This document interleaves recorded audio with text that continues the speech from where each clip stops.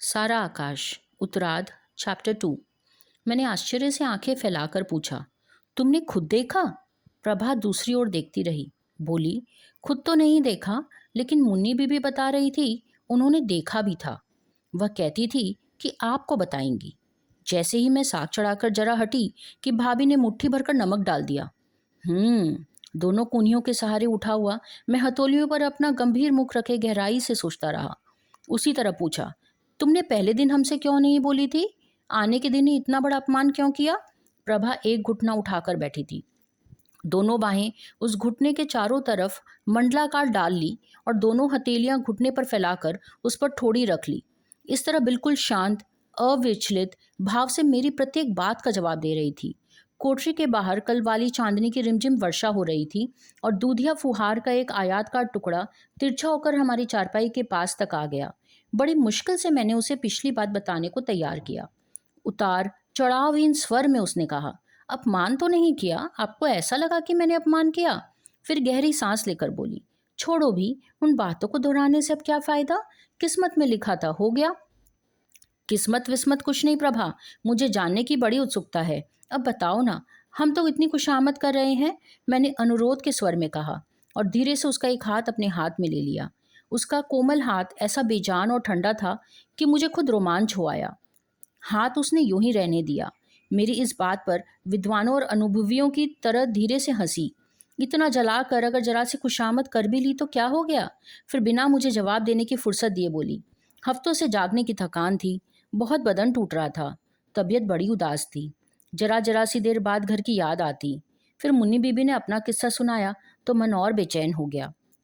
वही तो यहाँ बात करने वाली थी। फिर संयोग से उसी दिन खिड़की के सामने घर से वह कमबख्त सांवल की बहू जल मरी। और भी एक दो बातें ऐसी हो गई कि रोने के सिवा कुछ नहीं सूझ रहा था। बोलने का तो कतई मन नहीं था। फिर सुना कि आपकी इच्छा ही नहीं थी शादी करने की। सारे हौसले तो यूं ही मर गए। क्या बात करती मैं आपसे? देखो प्रभा, जब बताने बैठी हो तो छिपाओ मत। मैं सचमुच जानना चाहता हूँ। तुमने विश्वास दिलाया है कि साफ साफ बताओगी, फिर अभी से चालाकी क्यों करने लगी? मेरा मुलायम और अनुरोध भरा स्वर अनजाने ही कांप कर थरथराने लगा। आगे बढ़कर मैंने उसकी जांघ पर सिर रख दिया और चित लेट गया। जाने क्यों मुझे लगता था कि वह झटक कर मेरा सिर हटा देगी और अब प्रेम जताने आए हैं। एक मांसल उष्णता से मेरे मस्तिष्क की एक एक शिरा लरज उठी। उन्हें अब रहने दो ना। कोठरी के अंधकार में उसके चेहरे पर सिर्फ छाया सी ही दिख रही थी, लेकिन जैसे ही मेरे माथे पर दो जलती बूंदें टपकी तो मैं चिहुक पड़ा। उंगलियों से उसकी ठोड़ी अपनी ओर घुमाता हुआ स्नेह से डांट कर बोला, यह क्या बेवकूफ़ी है? अब 24 घंटे रोगी? और मैंने हल्के से उसके गाल पर एक चपत लगा दी। उसके होठों पर झलकती लाज, खिली मुस्कान मेरी कल्पना की आंखें साकार हो आई। पर साथ ही मैंने झट से अपना हाथ हटा लिया। ध्यान हो आया इसी गाल पर इन्हीं हाथों का तमाचा पड़ा था और वह तिलतिमा उठी थी। वह भी उस मिट्टी के ढेले के लिए जिस पंडित जी ने गणेश बना दिया था। रोशनी होती तो देखता उंगलियों के निशान अब भी है या नहीं। लगा प्रभा को भी उस दिन की बात याद आ गई। सपकाकर मैंने एकदम विषय बदल दिया। अच्छा प्रभा, एक बात बताओ, ये भाभी और अम्मा तुमसे इतनी नाराज क्यों हैं? प्रभा ने कुछ जवाब नहीं दिया।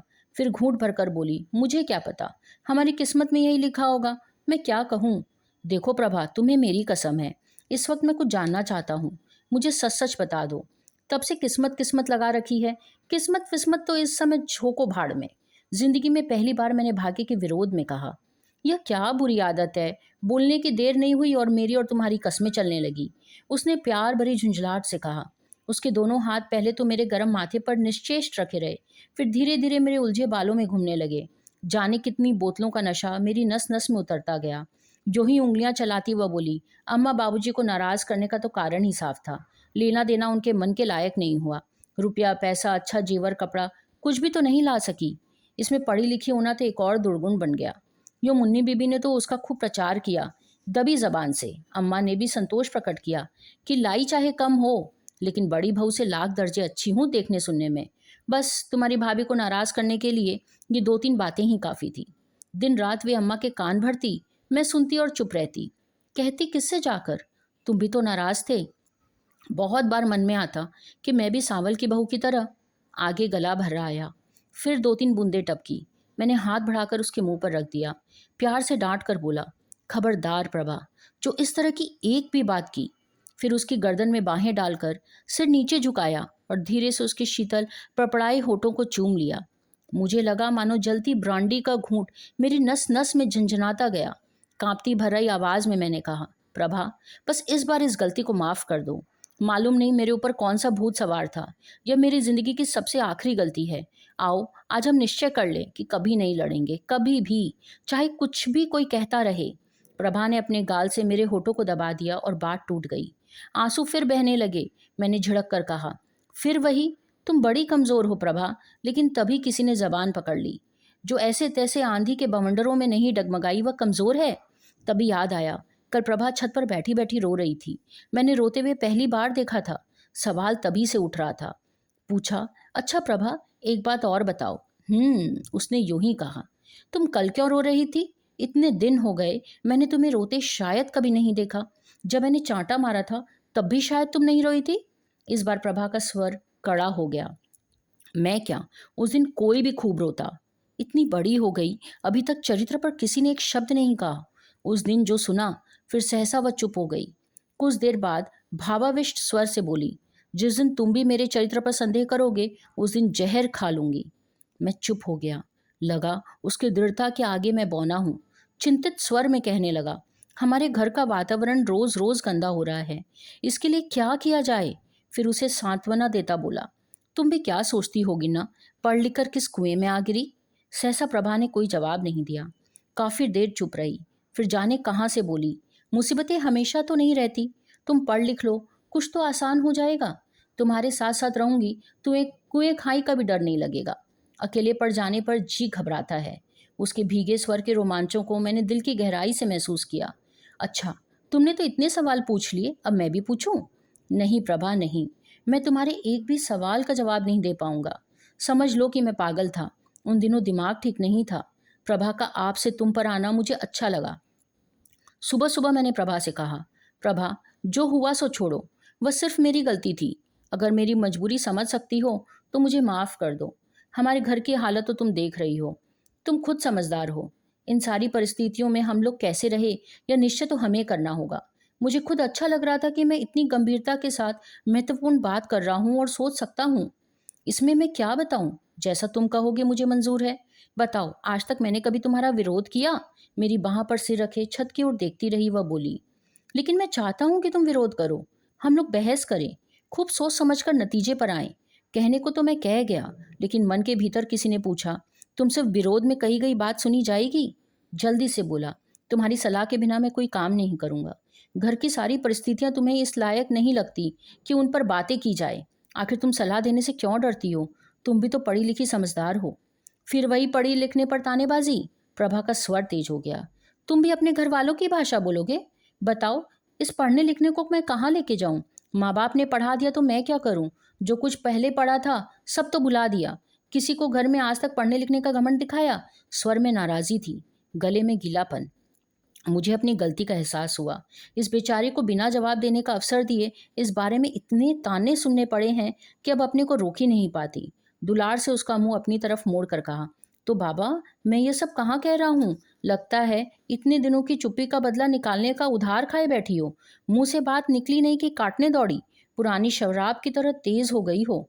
उसे खुश करने के लिए मैंने आगे जोड़ा, आदमी जरा पी ले तो चस्का ही ना छूटे और जिंदगी भर नशे में ही पड़ा रहे। बेरुखी से वह बोली, इन शब्दों का अर्थ मैं नहीं, मैं भी जानती हूँ। फिर शायद लगा कि स्वर में ज्यादा कड़ाई आ गई। लजाने का भाव दिखाकर कहा, 2 दिन में तो तुम अच्छे से सिनेमा एक्टर बन गए हो और ज्यादा एक्सपर्ट हो गए हो। जो बात कर रहे थे वह तो चूल्हे भाड़ में गई और लगे ये बेकार की बातें करने। एक्सपर्ट शब्द कानों को खट से लगा। प्रभा शिक्षित है, यह बात इसी इतनी तरह दोहराई गई कि इसका अर्थ ही खो गया।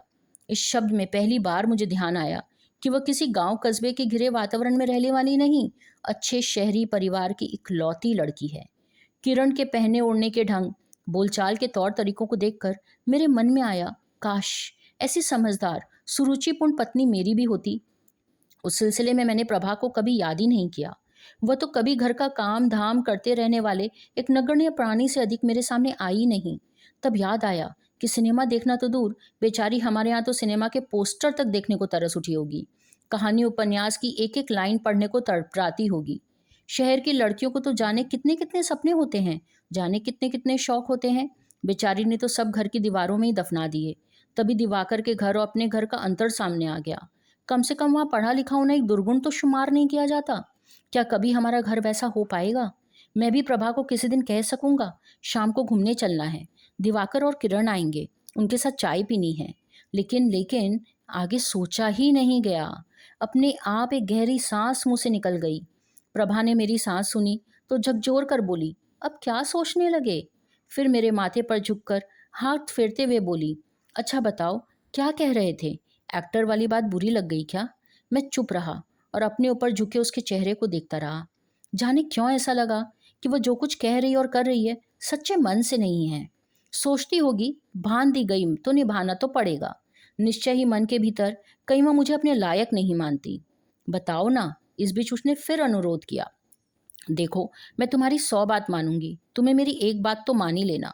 मुझे बहुत बकबक करने की आदत है, जो मुंह में आता है बक देती हूँ। मेरी किसी भी बात का बुरा मत माना करो, तुम्हारे हाथ जोड़ती हूँ।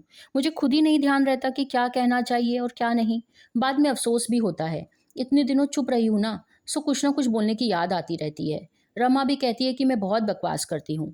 मैंने उसकी बात का बुरा नहीं माना, लेकिन अपनी ही बात से मन में बहुत उदासी घिरने लगी। सचमुच मैं इस लड़की के लायक ही कहाँ हूँ?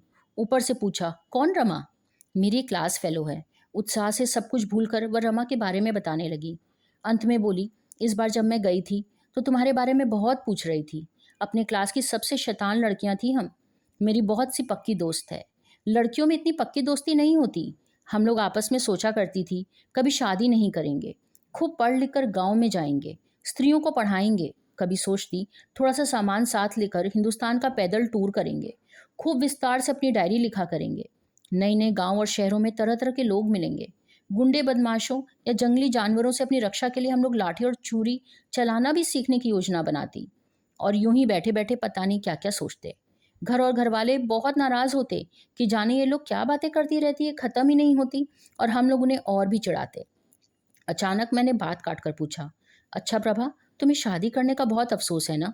प्रभा झटके से चौंक पड़ी। नहीं तो, क्या मैंने तुमसे ऐसा कहा? फिर वह खिलखिलाकर हंसने लगी। देखो, मैं कहती थी ना, मुझे बोलने की बहुत आदत है, मुझे रोक दिया करो। क्या करूं, याद ही नहीं रहता।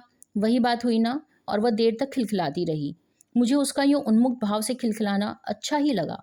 और आश्चर्य भी होता था कि इतना सब सहने के बाद भी वो बिना हचक हंस सकती है, बातें करती जा रही है। मैं तो अपनी याद में कभी यूं हंसा ही नहीं।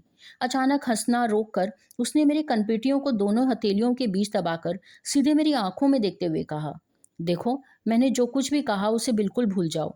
अब तो मैं चाहती हूँ कि तुम पढ़ लिख लो। मुझसे जो कुछ कहोगे बस मैं करती जाऊंगी। मुझे दिवाकर और बाबूजी की सारी बातें याद आ गई। पूछा, प्रभा, एक बात में सलाह दो। मैंने कहा ना, मुझसे सलाह मत मांगो। तुम जो कहोगे बस मैं करूंगी। अरे सुनो तो सही पहले, बड़ी आज्ञाकारिणी बनती हो। मैंने नकली डांट से कहा, मेरा एक दोस्त है दिवाकर, वह भी पीछे पड़ा है कि मुझे 3rd ईयर ज्वाइन करना चाहिए। लेकिन दूसरी तरफ भाई साहब और बाबूजी का कहना है मुझे कहीं ना कहीं नौकरी कर लेनी चाहिए, घर को कुछ मदद मिल पाएगी। मेरा तो दिमाग ही काम नहीं करता, तुम ही बताओ। वह थोड़ी देर चुप रही, जैसे मुझे कुछ कहने और कहने का अवसर दे रही हो। फिर बोली, अब इसमें मैं क्या सलाह दूं? तुमको जो ठीक लगे। मुझे साफ लगा कि वह जो कुछ कहना चाहती थी ना, वह नहीं कहा। अपने मन के ऊपर ही ठीक लगने की बात होती तो मैं तुमसे पूछता ही क्यों? और मैंने जो तय किया उसका असर केवल मुझ तक तो नहीं रहेगा ना। अब तो हम लोग अपने लिए, घर वालों के लिए पढ़ाई का बहाना था, अब तो वह खत्म हो गया। जितना कुछ दिखता है उससे तो यह साफ है कि पढ़ाई अब आगे नहीं चलेगी। इतने दिनों जैसे रो पीट कर काटे हैं वही बहुत है। घर वालों को अब तत्काल मदद की ज़रूरत है। अब तो कोई रास्ता ही नहीं दिखाई देता। प्रभा ने जम्हाई ली और बोली, तो ठीक है, कुछ कर करा लो। इतने बेमन से क्यों कह रही हो? मुझे मालूम है तुम्हें मेरी बात पसंद नहीं, लेकिन बताओ मैं क्या करूं? और रहा काम, सो कहना सबके लिए बड़ा आसान है। जरा बाहर निकल कर देखोगी तो पता चलेगा कि काम कैसे मिलता है। बड़े बड़े इंटर बीए घूमते हैं, कोई कौड़ी भी नहीं पूछता। बहुत कोशिश करूंगा तो 40-50 की नौकरी मिल जाएगी। सो दिन भर कलम घिसनी पड़ेगी, रात को फाइलों का गट्ठर बांधकर घर भी लाना पड़ेगा। बात करने की भी फुर्सत नहीं मिलेगी। रात भर बैठे बैठे आंखें फोड़ो। भाई साहब लड़ाई के ज़माने में नौकर बन गए थे, सो समझते हैं कि अभी भी वैसा ही आसान है। वह ज़माना तो अब रहा नहीं, लेकिन ये बातें समझाएं किसे? हमारी तो अक्ल ही काम नहीं करती। पास में कोई डिग्री हो तो कोशिश भी की जाए। अब किसी से क्या जाकर कहें कि जी हम इंटर पास हैं और वह बेचारा भी क्या नौकरी दिलाए। तुम कुछ क्यों नहीं बोलती? क्या बोलूं बताओ? कहो तो किसी स्कूल में मास्टरनी वास्टरनी की नौकरी कर लूं। उसके स्वर में परिहास खनक उठा, जैसे घर की सारी स्थिति की ओर संकेत कर रही है। एकदम बड़ा सा मुंह फाड़कर मैं बोला, घर से और निकलवाना? यह बात अगर किसी जरा भी अम्मा या भाभी के कान में पड़ गई तो समझ लो कि तूफान उठेगा, कि घड़ी पहनकर खाना बनाने वाला दिन भूल जाओगी। फिर इन परिस्थितियों और अपनी मजबूरी पर खुद ही गुस्सा आने लगा।